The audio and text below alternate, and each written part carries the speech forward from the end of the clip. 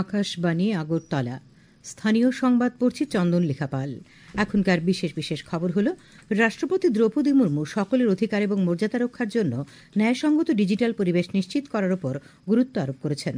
মুখ্যমন্ত্রী অধ্যাপক ড মানিক সাহা বলেছেন, মানবাধিকার দিবস পালনের মূল লক্ষ্য হচ্ছে মানুষের সাংবিধানিক ও মৌলিক অধিকার রক্ষা করা। রাজ্য মন্ত্রিসভার বৈঠকে আজ বিভিন্ন দপ্তরে বেশ কিছু পদে নিয়োগের সিদ্ধান্ত নেওয়া হয়েছে। কেন্দ্র জানিয়েছে, ফসল, আবহাওয়া এবং জলের তথ্য সংগ্রহের জন্য ২,৮১৭ কোটি টাকা ব্যয়ে কেন্দ্রীয় মন্ত্রিসভা একটি ডিজিটাল কৃষি মিশন অনুমোদন করেছে। এবারে আসছি বিস্তারিত সংবাদে। রাষ্ট্রপতি দ্রৌপদী মুর্মু সকলের অধিকার এবং মর্যাদা রক্ষার জন্য ন্যায়সঙ্গত ডিজিটাল পরিবেশ নিশ্চিত করার উপর গুরুত্ব আরোপ করেছেন।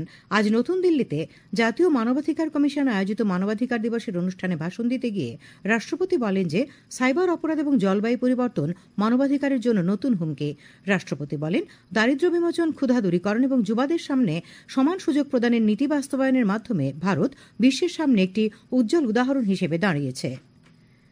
মুখ্যমন্ত্রী অধ্যাপক ড মানিক সাহা বলেছেন, মানুষই মানুষের অধিকার খর্ব করে। মানুষের জন্মলগ্ন থেকেই তাদের অধিকার খণ্ডিত হয়। আন্তর্জাতিক মানবাধিকার দিবস উপলক্ষে আজ আগরতলার রবীন্দ্র শতবার্ষিকী ভবনে ত্রিপুরা মানবাধিকার কমিশনের উদ্যোগে আয়োজিত অনুষ্ঠানের উদ্বোধন করে তিনি কথা বলেন। মুখ্যমন্ত্রী বলেন, মানবাধিকার দিবস পালনের মূল লক্ষ্য হচ্ছে মানুষের সাংবিধানিক ও মৌলিক অধিকার রক্ষা করা। তিনি বলেন, সম্প্রতি নতুন 3টি ফৌজদারি আইন মানবাধিকার রক্ষার জন্য বলবৎ করা হয়েছে। মুখ্যমন্ত্রী বলেন, ভারতের সভ্যতা ও সংস্কৃতি পৃথিবীর মধ্যে শ্রেষ্ঠ, কিন্তু কিছু বিভেদকামী শক্তি তা নষ্ট করার চেষ্টা করছে। তবে সবাই একত্র হয়ে লড়াই করলে তারা কোনোদিনই সফল হবে না। অনুষ্ঠানে রাজ্যের লোকায়ুক্ত বি.কে. কিলিকদার বলেন, আন্তর্জাতিক মানবাধিকার দিবসের একটি ঐতিহাসিক তাৎপর্য রয়েছে। তিনি বলেন, জাতীয় মানবাধিকার কমিশনের সৃষ্টির পর থেকে এখনো পর্যন্ত 23.4 লক্ষ মামলা নথিভুক্ত হয়েছে। তার মধ্যে বেশ কিছু মামলার নিষ্পত্তি হয়েছে। অ্যাডভোকেট জেনারেল শক্তিময় চক্রবর্তী বলেন, অধিকার এবং কর্তব্য সমসাময়িক। মানবাধিকার সম্পর্কে জানতে হলে নিজের কর্তব্য সম্পর্কে সচেতন হতে হবে। তিনি বলেন, মানুষ তখনই সুরক্ষিত থাকবে যখন তার চারপাশ সুরক্ষিত থাকবে। পুলিশ মহানির্দেশক অমিতাভ রঞ্জন বলেন, সামাজিক ও অর্থনৈতিক মানোন্নয়ন তখনই হবে যখন মানবাধিকার সুরক্ষিত থাকবে। অনুষ্ঠানে অন্যান্যদের মধ্যে বক্তব্য রাখেন ত্রিপুরা মহিলা কমিশনের চেয়ারপারসন ঝর্ণা দেববর্মা, ত্রিপুরা মানবাধিকার কমিশনের চেয়ারপারসন সচিব রতন বিশ্বাস। স্বাগত ভাষণ দেন ত্রিপুরা মানবাধিকার কমিশনের সচিব রতন বিশ্বাস। অনুষ্ঠানে দ্বিতীয় পর্যায়ে আলোচনা চক্র বসে আঁকা প্রতিযোগিতা এবং প্রবন্ধ প্রতিযোগিতার বিজয়ীদের মধ্যে পুরস্কার প্রদান করা হয়। উল্লেখ্য, এবছর দিনটির মূল ভাবনা, বর্তমানে আমাদের অধিকার, আমাদের ভবিষ্যৎ। মন্ত্রিসভার বৈঠকে আজ বিভিন্ন দপ্তরে বেশ কিছু পদে নিয়োগের সিদ্ধান্ত নেওয়া হয়েছে। নতুন পদ ও শূন্য পদ মিলিয়ে মোট 498টি পদ পূরণ করা হবে। মহাকরণের সাংবাদিক সম্মেলনে পর্যটন মন্ত্রী সুশান্ত চৌধুরী সিদ্ধান্তের কথা জানান।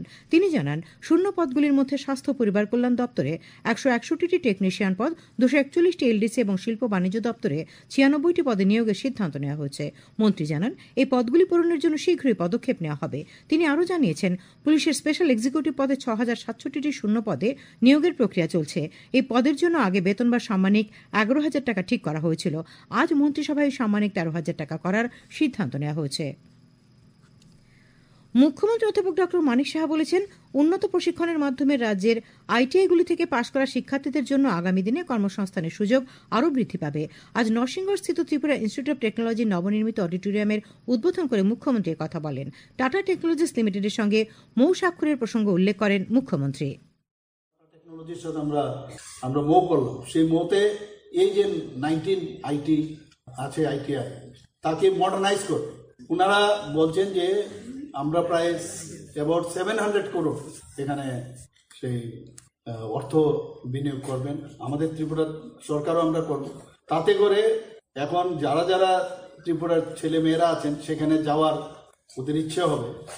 শুধু তাই নয়, প্রতি বছর 5,000 স্টুডেন্ট ওখান থেকে বেরোবে এবং 100% মৌয়ের সাথে লেখা আছে তাদেরকে অ্যাবজর্পশন তারা করবে।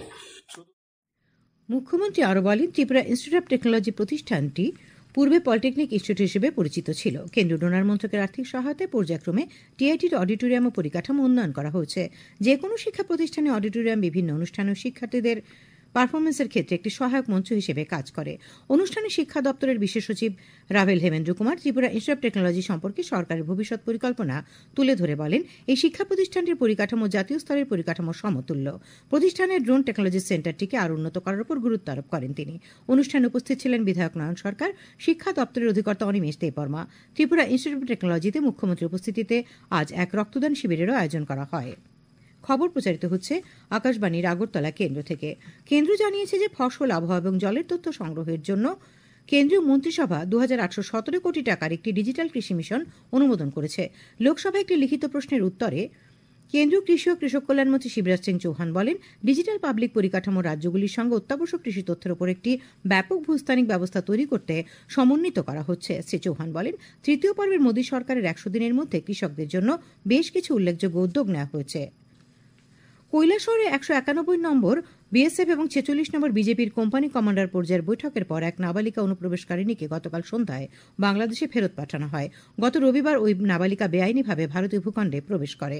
ওই কারণে গতকাল সন্ধ্যায় কৈলাসহরের মাগরুলি সীমান্তের 0 পয়েন্টে এই বৈঠক হয়। ওই নাবালিকাকে তার মায়ের কাছে দেওয়া হয়েছে, বিএসএফ সূত্রে সংবাদ জানা গেছে। আগামী 20 এবং 21 ডিসেম্বর 72তম উত্তর পূর্বাঞ্চল পরিষদের পূর্ণাঙ্গ অধিবেশন ত্রিপুরায় অনুষ্ঠিত হবে। মুখ্যমন্ত্রী অধ্যাপক ড মানিক সাহা সকালে এই অধিবেশনের প্রস্তুতি খতিয়ে দেখতে উজ্জয়ন্ত প্রাসাদ পরিসর এবং প্রজ্ঞা ভবন পরিদর্শন করেন। মুখ্যমন্ত্রী সাংবাদিকদের জানান, আগরতলায় দুদিনের এই অধিবেশনে অংশ নিতে পরিষদের চেয়ারম্যান তথা কেন্দ্রীয় স্বরাষ্ট্রমন্ত্রী অমিত শাহ এবং ডোনার মন্ত্রী জ্যোতিরাদিত্য সিন্ধিয়া 20 ডিসেম্বর রাজ্যে আসছেন। অধিবেশনে 7টি রাজ্যের রাজ্যপাল, মুখ্যমন্ত্রী, উপমুখ্যমন্ত্রী, মুখ্য সচিব এবং উচ্চপদস্থ আধিকারিকরা অংশ নেবেন। মুখ্যমন্ত্রী বলেন, এই বৈঠকে উত্তর পূর্বাঞ্চলের বিভিন্ন প্রকল্প ও উন্নয়ন নিয়ে বিস্তারিত আলোচনা হবে। আজ মুখ্যমন্ত্রীর সঙ্গে পরিদর্শনকালে ছিলেন আগরতলা পুর নিগমের কমিশনার ড শৈলেশ কুমার যাদব, শিল্প বাণিজ্য দপ্তরের সচিব কিরণ গিত্তে সহ অন্যান্যরা। বীরচন্দ্র মনুর দক্ষিণ জেলা কৃষি বিজ্ঞান কেন্দ্রে গত 4 ডিসেম্বর থেকে আজ পর্যন্ত কৃষি সমৃদ্ধি স্বর্ণ সপ্তাহের নানা কর্মসূচি পালিত হয়। আজ কর্মসূচির শেষ দিনে অনুষ্ঠিত হয় কৃষকদের উৎপাদিত সামগ্রী প্রদর্শন এবং কৃষক ও বিজ্ঞানীদের মত বিনিময় অনুষ্ঠান। অনুষ্ঠানের উদ্বোধন করেন বিধায়ক প্রমোদ রিয়াং। বিধায়ক জিতেন্দ্র মজুমদার, বিএসএফের উদয়পুর সেক্টরের ডিআইজি অনিল শর্মা, ভারতীয় কৃষি গবেষণা কেন্দ্রের প্রধান বিজ্ঞানী অসিত চক্রবর্তী প্রমুখ বক্তব্য রাখেন। জেলার বিভিন্ন ফার্মার্স ক্লাব, বেসরকারি সংগঠনের সদস্য ও কৃষকরা তাদের উৎপাদিত সামগ্রী নিয়ে প্রদর্শনীতে এবং মত বিনিময় সভায় অংশ নেন। বিজ্ঞানীদের আবিষ্কৃত নতুন নতুন প্রযুক্তি বীজ ব্যবহার করতে কৃষকদের পরামর্শ দেন বক্তারা। কৃষকদের উৎসাহ দিতে তাদের উৎপাদিত সামগ্রীর জন্য ফার্মার্স ক্লাব ও বেসরকারি সংস্থাগুলিকে পুরস্কৃত করা হয়।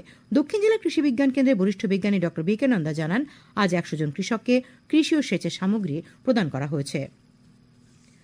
পর্যটন মন্ত্রী সুশান্ত চৌধুরী আজ আগরতলায় গীতাঞ্জলি রাজ্য অতিথিশালায় সাংবাদিক সম্মেলনে জানান, আগামী 14 ডিসেম্বর স্বামী বিবেকানন্দ ময়দানে ত্রিপুরা ট্যুরিজম প্রোমোফেস্ট 2024-এর মূল অনুষ্ঠান হবে। ওই অনুষ্ঠানে প্রখ্যাত সঙ্গীত শিল্পী শ্রেয়া ঘোষাল উপস্থিত থাকবেন। শ্রী চৌধুরী জানান, আজ এক বৈঠকে অনুষ্ঠানের চূড়ান্ত প্রস্তুতি পর্ব খতিয়ে দেখা হয়েছে। বৈঠকে উপস্থিত ছিলেন পর্যটন দপ্তরের সচিব উত্তম কুমার চাকমা, ত্রিপুরা পুলিশের ডিআইজি মঞ্চা কিপার, পর্যটন দপ্তরের অধিকর্তা প্রশান্ত বাদল নেগি, যুগ্ম অধিকর্তা অনিরুদ্ধ রায়, সদরের মহকুমা শাসক মানিকলাল দাস, পশ্চিম জেলা ট্রাফিক পুলিশের সুপার মানিক দাস, পানীয় জল স্বাস্থ্যবিধান দপ্তরের ভারপ্রাপ্ত মুখ্য বাস্তুকার রাজীব মজুমদার প্রমুখ।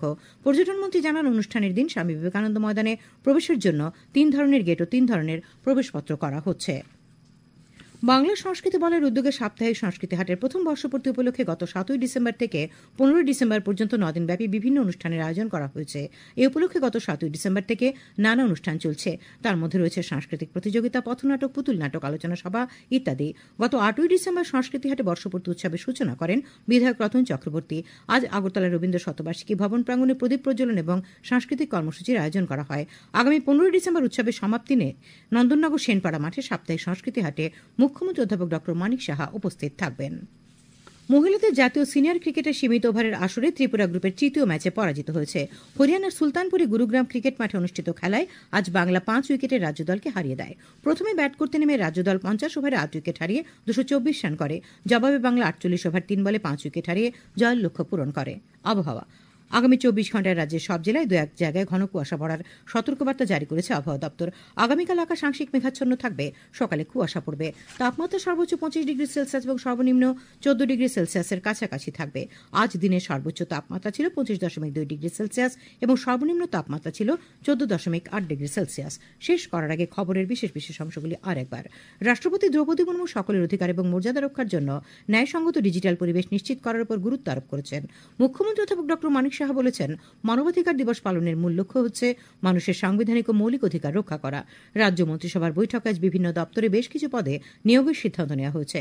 কেন্দ্র জানিয়েছে, আবহাওয়া এবং জলের তথ্য সংগ্রহের জন্য কেন্দ্রীয় মন্ত্রিসভা 2817 কোটি টাকার একটি ডিজিটাল কৃষি মিশন অনুমোদন করেছে। স্থানীয় সংবাদ আজকের মতো এখানেই শেষ হল।